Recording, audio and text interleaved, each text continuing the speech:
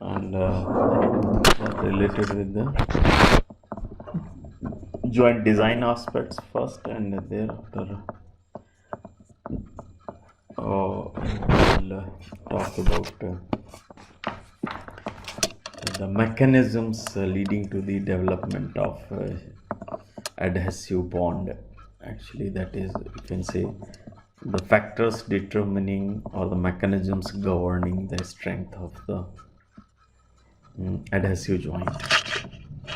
Okay, and then we'll try to understand also the curing, what exactly meaning of the curing, and what happens during the curing of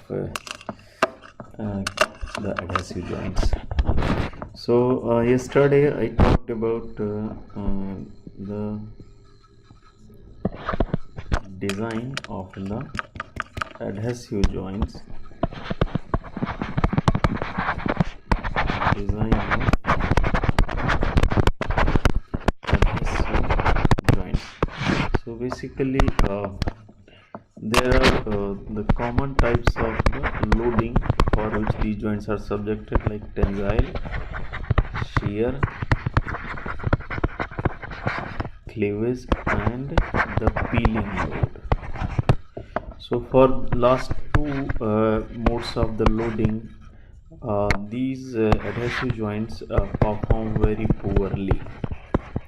So efforts are made that the joint is not designed, actually joint is designed in such a way that these two types of the loading conditions are avoided,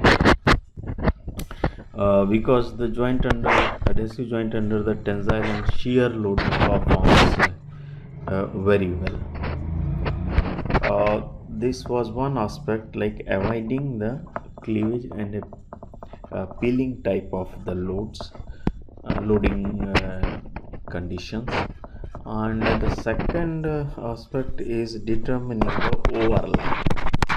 So regarding the overlap also, I have talked like the load carrying capacity per unit length of the joint that improves actually with the increase of overlap up to a certain overlap length. So accordingly the overlap length is identified, and here you have like plastic zone, transition zone, and then load constant or constant load zone. You can see these are the three different zones.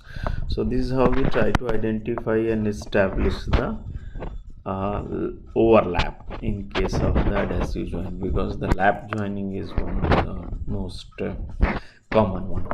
When you are in the plastic zone or stage, that is corresponding to this one, where we are having a short overlap. So in that situation where the overlap is very short, under this kind of the tensile loading, or you see basically this is the tensile shear loading, the stress distribution comes out to be like this. Here say the magnitude stress, and this is the, like say, the distance, you can say. Okay, so in this section, if you see, it remains constant, no? In the joint area it becomes it remains constant, and this corresponds to the joint area divided by the load that is being applied. So it is uniform. But when you have a little more overlap, that's the moderate load overlap, medium overlap, in that case the stress distribution is really interesting. Here it's maximum at the sides, that is near the edges, and then it goes down near the center. So stress distribution near the middle somewhere, it is minimum. this severity will keep on increasing with the increase of overlap. Okay, so again it is constant, and then you will see there greater portion up to which there is a reduction in the shear stresses are lower in middle section, so when the overlap length is more. So the point here is at the ends shear stresses are more, and that is why you will see. So in short, it is fine, it is uniform across the, when the short overlap, it is uniform across the length.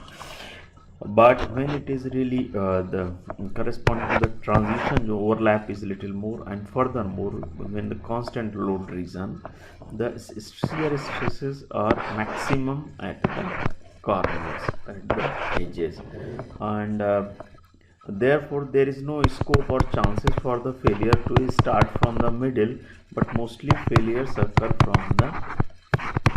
from the edges, from the sides. Okay, these are the locations which will be prone for failure. Okay, so this is what happens as far as the stress distribution is concerned in case of the tensile shear loading, when we have the overlap of the different lengths. Okay, there is another very interesting aspect, like pure tensile loading you can observe in this case, where the adhesive joint is made exactly in line with the load axis, like this. Okay, so this is the adhesive joint, but this is the design of the joint which is not preferred because of the limited overlap zone or limited bonded area. So what we do to increase the bond area, we try to make the lap joint. So when the lap joint is made like this, okay, like this, so this is the lap area, and here you will be making the adhesive bond. So your bond area will increase, but in this case typically you are applying the tensile load, but actually it is the tensile shear load. So because of this tensile shear load, the joint is not subjected to the pure tensile, but it is a combination of the tensile and shear. Because of this, you will find joint tends to bend or rotate.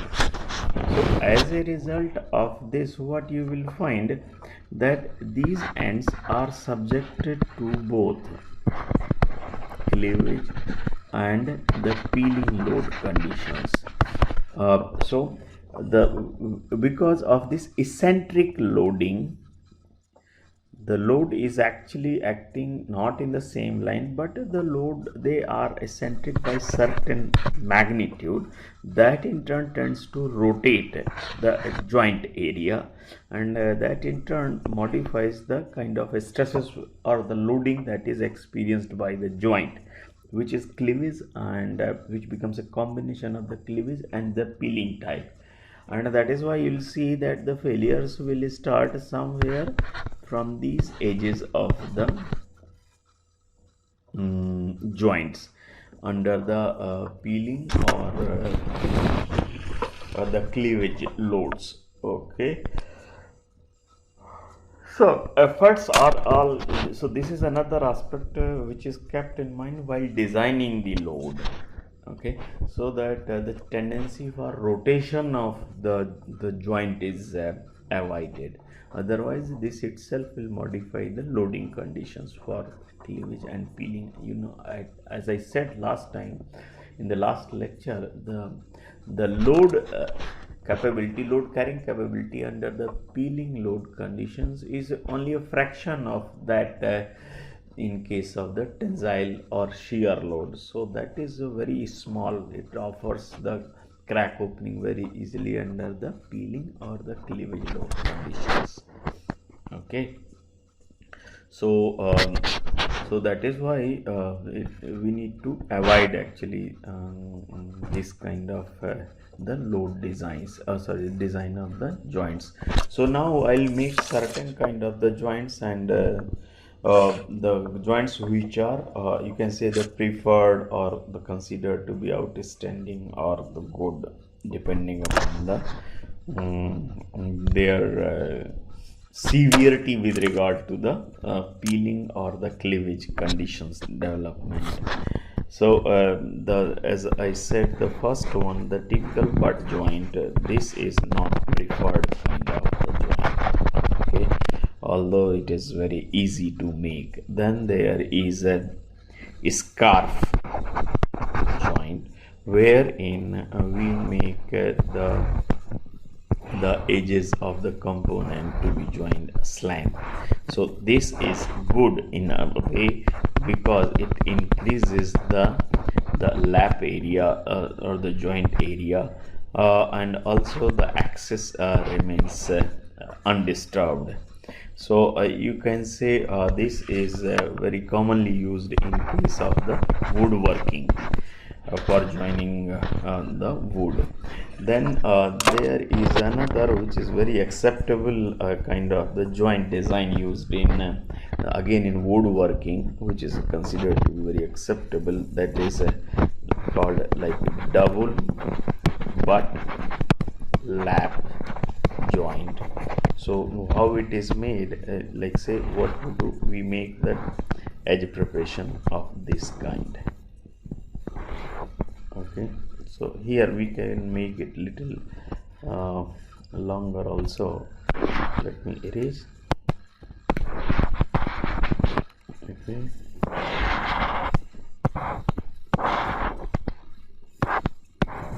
like this, and then the other is made in this manner. Okay, so the components to be joined are prepared, edges of the components are prepared like this. So this is one butt, this is another butt, okay, and this is the lap area. Okay, these are the two components. So this is also considered to be very excellent kind of the joint design and preferred for the woodworking. In case of metalworking, certainly it is a little difficult. Then there is one more interesting design where very thin sheets are to be joined like this. Okay, the two components to be joined and they are being subjected to the loading. Then what we do, we make a single strap joint. Single strap joint. So what we do, basically we place the strap or one sheet one side, and then joint is made here like this. Okay, so this is this offers the fairly good joint performance. This offers the fairly good joint performance. And then there is a double strap. Okay, there is a double strap joint. So in that case, the component to be joined like this, obviously it will be subjected to say the loading in this manner. Then what we do, we put the straps both the sides. Okay, and then joint is made both the sides. So this offers really a good joint design. Okay, so this is the double strapped joint. Then a single lap joint, just like any common joint, one plate overlap with another, and adhesive joint is made here. This is called single lap joint, and performance wise it is good. Okay, then there is you can say there is the double lap joint, where the one plate and then another plate and then third, like this. So these are the two components being joined, and this is the third one. So all are going to be loaded like this. Okay, and here we are making the adhesive joint like this. And this is the, like say, the double lap joint. Double lap joint. Okay, Then we'll go for few more joint designs. Like here, the bevel double strap. Bevel double strap joint.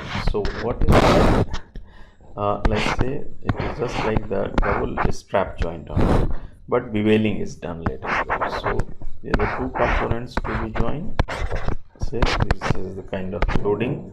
So what we do, we make one strap like this and it is beveled this way. Similarly, the another strap and this is also beveled like this. So this is the like strap both the sides, and then here we make the adhesive joint both the sides. Okay, this is the double strap joint, and this is really considered to be excellent from the performance point of view. Then there is one more of the similar kind. This is called the beveled lap joint. Beveled lap joint. So in case of the bevel, that is also considered to be very good. That is where the edges are prepared like this. This one, and then this is another. Okay, so again the seats will be prepared like this, and adhesive joint is made here. This is called a double lap joint, and the performance also wise this is considered to be very good from the load carrying capacity point of view. Then the lastly I have got one more which offers very good the joint performance. That is called joggle joint, joggle lap joint design. Okay, so in this case the one strap is a little modified like this. Okay, and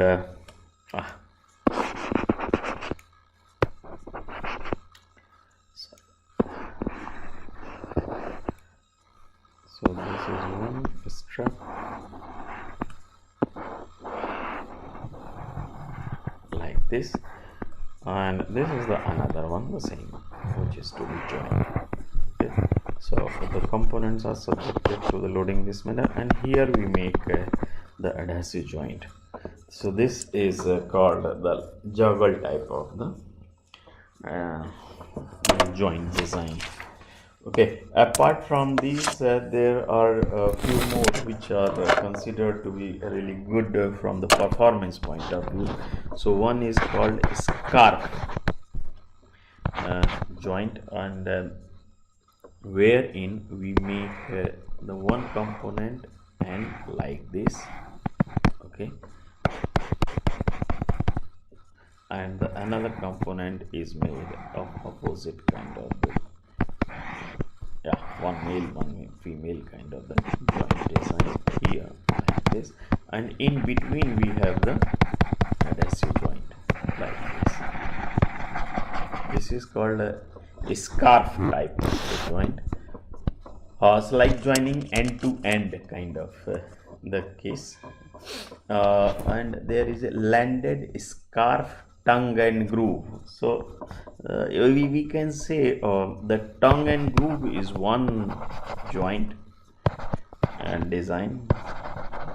Okay, what is that tongue and groove design? We make the joint design of this kind. Okay, and the corresponding groove is made like this. Okay, so this section is, you can say, just like a tongue and the groove. So here we make the adhesive joint like this. This is the tongue and groove design, and then we have a mix of all these. You can say, which you can say as a landed scarf. Okay, scarf and tongue and groove design. So this is a mix of all, you can say. Here we make like this, then we make the tongue and it goes in like this. Okay, so this is your tongue and the landed scarf and tongue and groove design. Okay, so that's all about the groove joint designs which are commonly used in case of the adhesive joining. Efforts are always made to ensure that the peeling and the cleavage loading kind of thing is avoided. Okay, now coming to the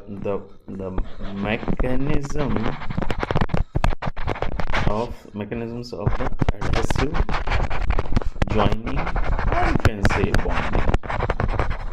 So so obviously what we are doing basically, between the two solid component we are putting the adhesive to develop the joint, and the metallurgical interaction or the interaction between the adhesive and between the substrate is really very negligible. So but is still some kind of the joint or bond is being developed, so there must be some kind of the attractive forces which will be contributing towards the development of joint. So these attractive forces, if you see, this is an adhesive, okay, and the other side it is interacting with the one surface of the substrate, and similarly on the other side surface of the substrate. So this is another component, okay, like this. Okay, so there is some kind of the interaction of the adhesive with the substrate surfaces, part B and part A. There is always some kind of interaction. So the force of attraction between the adhesive and one substrate or other substrate, that you can say as a adhesive force, and the whatever force with which adhesive itself is being held, that you can term as a cohesive force. Okay, so the cohesive force of the adhesive will be determined by the strength of the adhesive itself, and the adhesive forces will be determined by the way by which the adhesive is interacting with the substrate surface.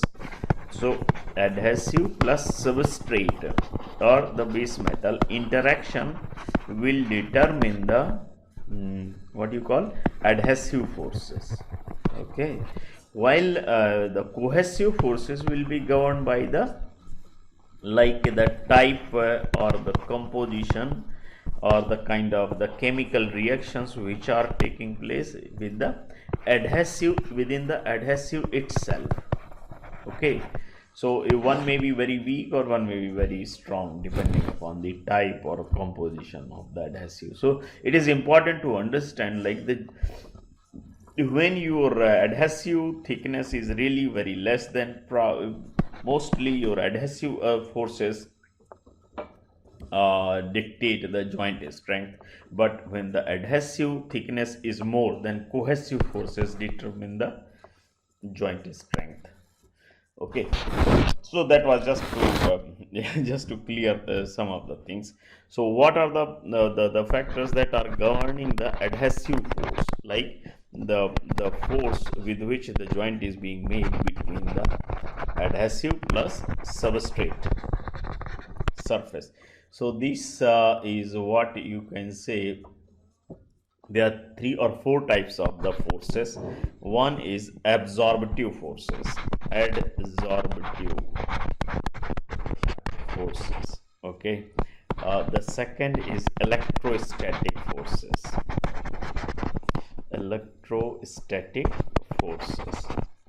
Third is diffusive forces,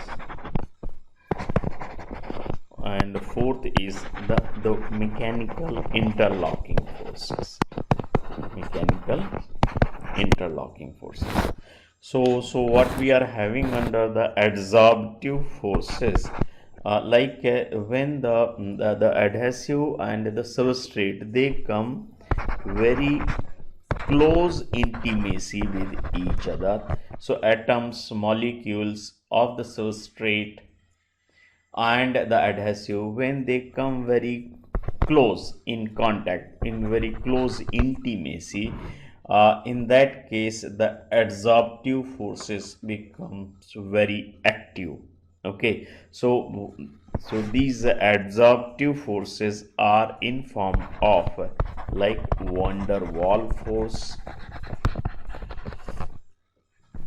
then the formation of the covalent bond between the substrate surface and the adhesive, and the third one is the dipolar forces. Okay, so these are the three kind of the forces which will be playing some kind of role in bonding of the substrate or the base metal surface and the adhesive. So these are the adsorptive forces, where the adhesive is getting adsorbed at the surface of the substrate. Next one is the electromagnetic electrostatic force. So that is basically due to the attraction between the oppositely charged molecules. This is particularly true when the ionic bond is being formed. So that is the case especially when you have the like the metal oxides are interacting with the adhesives. So the different metals will be forming the different types of the oxides. When they interact with the adhesives being applied on the surface, the electrostatic forces can vary significantly. That is why you will notice that the adhesive bond strength with one type of the metal may be significantly different with the another type of the metal. So that may be attributed to the formation of some kind of ionic bond between the metal surface and the adhesive that is being applied.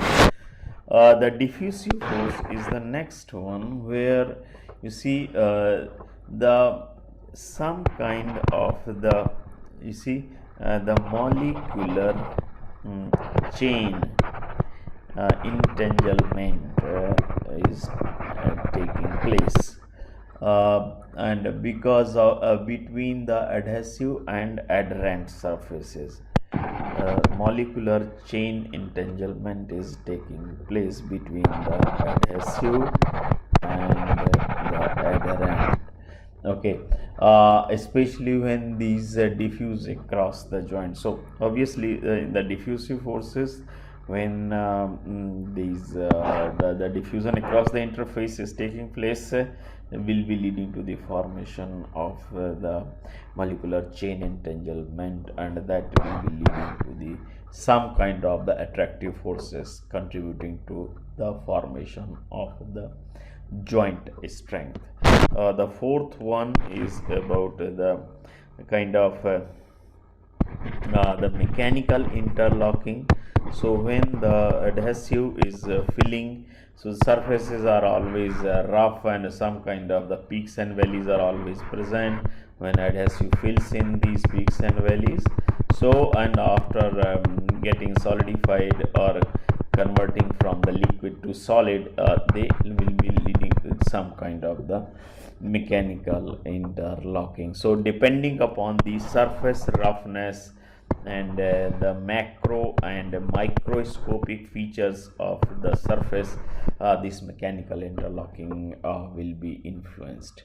Okay, so these there is no specific way or very clear understanding about the relative importance of these forces, but it is understood that all these the forces play some kind of role in dictating the adhesive joint strength.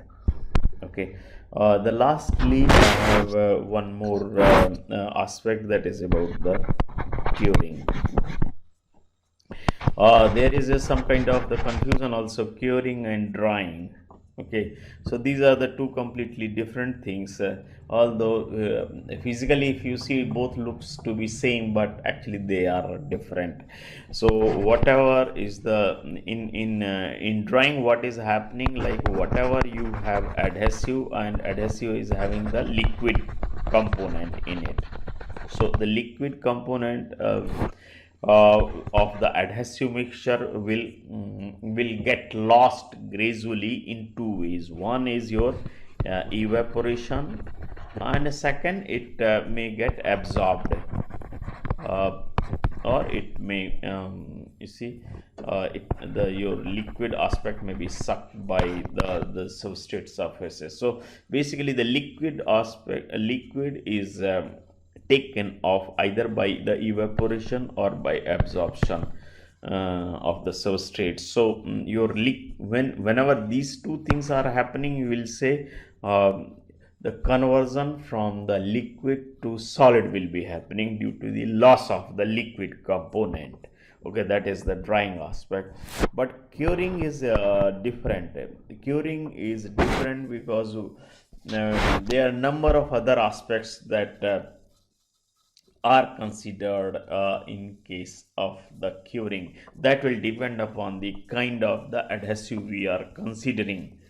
Okay, so mostly you see the two broad categories we have. One is like thermosetting type of the resins. Okay, and so in short TS.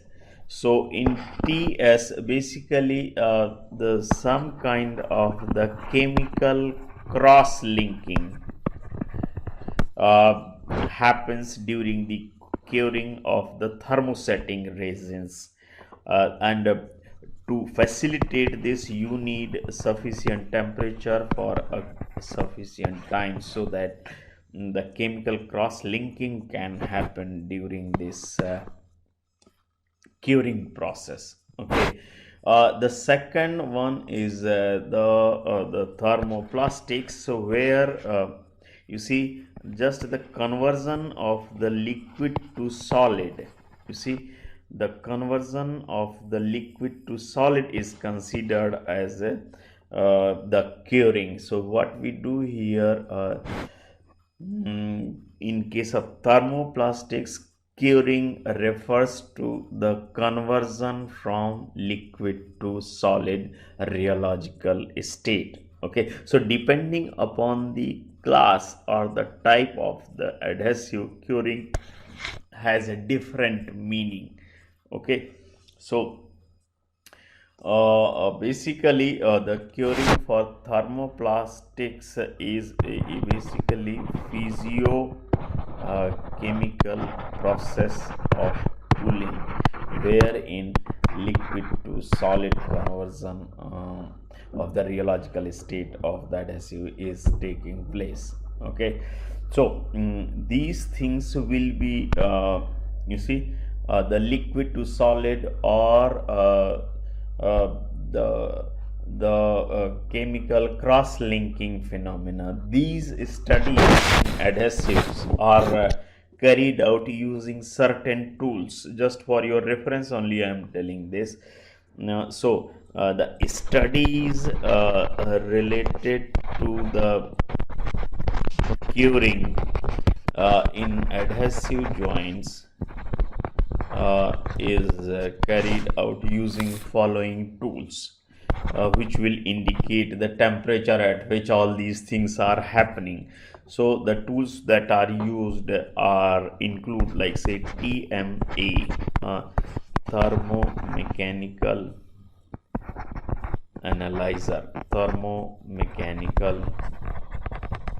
analyzer.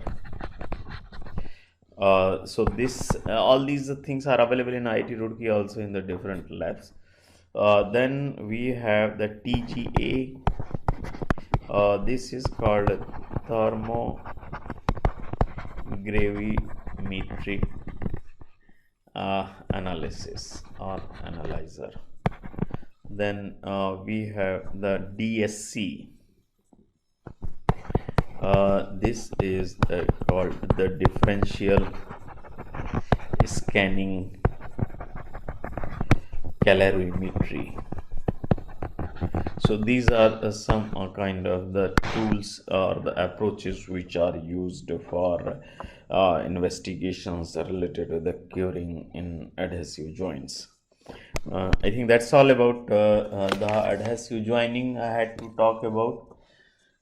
Then now we have our the next chapter, that is about the heat treatment of the joints.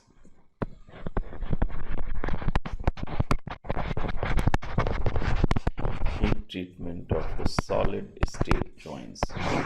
So right from the beginning, what you have seen, that solid state joints are being developed primarily through the mechanisms like they are involving primarily the deformation, whether it is micro scale or macro scale. It also the solid state joining process is also based on the diffusion or even sometimes unintentional the localized melting or undesirable the metallurgical transformation, not just in the weld zone or the nugget area but also in the heat affected zone is taking place. So, depending upon the case, whether irrespective of the metal we have talked, as far as the joining approaches are concerned, deformation, diffusion, even localized melting, or coupled with the metallurgical, I don't know what happened. Yeah, oh, everything is lost. So, depending upon the kind of the metal systems, the different kind of the changes will be taking place in the weld zone. Okay, so hello, deformation, diffusion, localized melting, and like say the heat affected zone formation leading to the undesirable metallurgical changes. So now because of these things, you may find that whatever the weld or the nugget zone being formed, okay, so that it is expected that across the joint you will have the hardness distribution almost matching with the base metal. So there is no fluctuation, it is expected, this is our expectation, like the hardness variation across the joint interface is uniform. Okay, but it hardly happens. Why? Because your the weld nugget will be experiencing the excessive heat, excessive deformation, while your heat affected zone will be experiencing the more heat as well as so the metallurgical transformation. And because of these changes in the weld nugget area as well as in the heat affected zone, you will notice all sorts of the undesirable structural variation. Like this is one where your heat affected zone is harder, weld is moderately hard as compared to the base metal. You may have another situation where the weld has got softened very badly like this, including the heat affected zone. So you will find all sorts of the fluctuation and the variations. Even the weld may go like simply, you see the hardness of the weld zone has increased significantly while there is no major change in other areas. So here you can say the hardening or the embrittlement of the weld is taking place. Okay, here excessively softening is taking place, and here hardening of the HZ is taking place. So the point here is you hardly get the this situation where the property variation across the joint is uniform. So if it is not uniform and it is causing either hardening or the embrittlement or the softening, so it is our goal actually to homogenize, okay, to make them more uniform. So how it can be done? So idea here is to homogenize the microstructural aspects, homogenize the properties, so that the heterogeneity across the joint, heterogeneity in metallurgical and mechanical terms across the joint is reduced. Okay, if it is not eliminated. Okay, so for that purpose we have to carry out some kind of the heat treatment, so that your the performance, long-term performance of the joint is improved. Okay, so this is the reason, you can say this is the main reason. Apart from this, we have other reasons also, like localized heating coupled with the cooling, causing the differential thermal expansion and contraction. So because of this, you are having the residual stresses. So residual stresses also need to be taken care of. So what we try to realize through the thermal treatment of the weld joints, that is about altering the microstructural aspects, so that your mechanical properties are more uniform with less heterogeneity.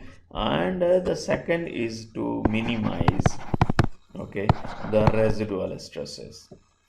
So this is what we try to do. And sometimes you see, if you have lost your hardness, if you have lost your strength, so that can be restored. So you can say the restoring the lost property. So that is what also attempts are made using the post-weld heat treatment. So since you have a variety of the materials, they get their strengths from the different mechanisms. So based on the type of the metal, you have to give the different type of the post-weld heat treatment. Even heat treatment may not be enough. If so there may not be, we have to go for some other approaches, not just the heat treatment. So if you talk of like say the solid solution strengthening, or your grain refinement, or your precipitation hardening, or your work hardening, or your transformation hardening, or your dispersion hardening.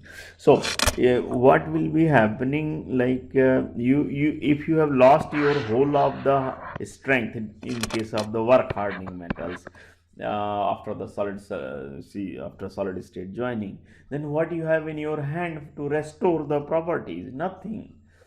Due to the heat of the welding, if you have lost your all dislocations that were imparted to impart the desired strength, if you have lost, then which mechanism is there? Because these gain from these type of the metals gain their strength from the work hardening, from the plastic deformation. So you don't have much here in this case to do as far as the heat treatment is concerned.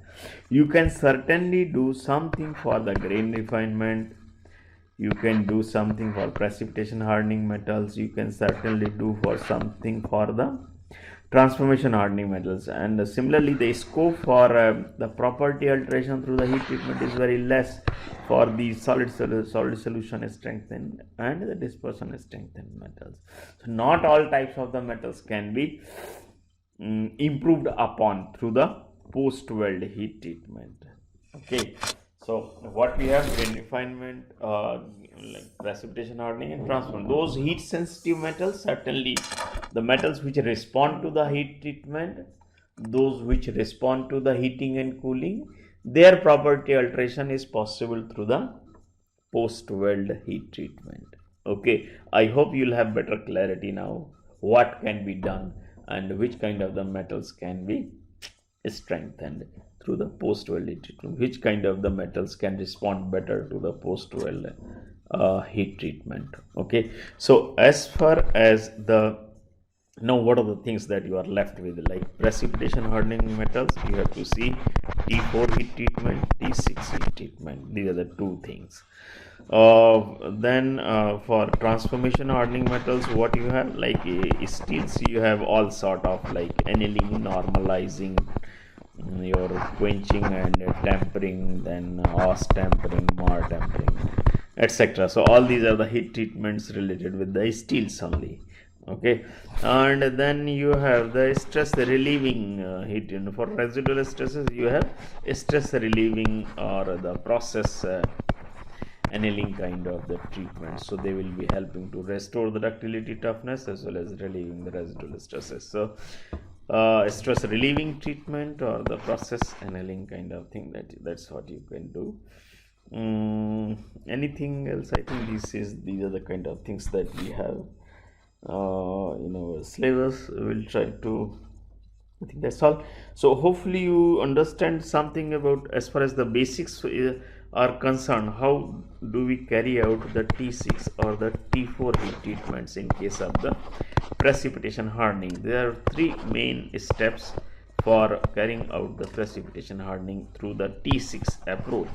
That is called solutionizing, quenching, or that is called rapid cooling, okay, followed by aging. Now this aging you can carry out under the room temperature conditions, then it is called natural aging, okay, and when it is carried out at a high temperature, then it is called artificial aging. I think this is where you have T4 and this is where you have T6.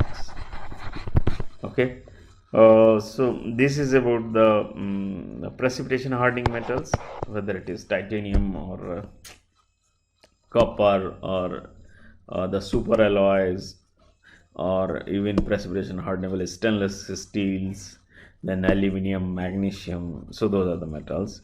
And for transformation hardening metals, again you have your the steels. So for annealing, normalizing, tempering, os tempering, mar tempering, etc., you have to have the idea about the iron carbon diagram, CCT diagram, and triple T diagram.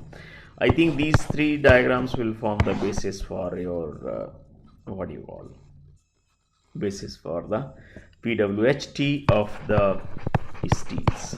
Okay, I'll not be going into very details because these are the basic things would have already studied. I'll talk especially with regard to the welding and the heat treatment of the steels as well as the non-ferrous metals, especially pH metals.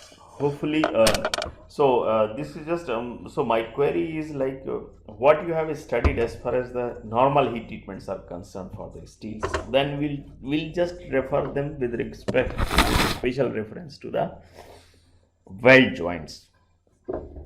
Okay, so can you tell me, have you, if you have studied these things, iron carbon diagram, CCT diagram, triple D diagram? Yes, sir. What about others? We have four. Yes, sir. All of you have studied, Yes, isn't sir. it? Yes, sir. How about the T4 and T6? N- No, sir. Okay.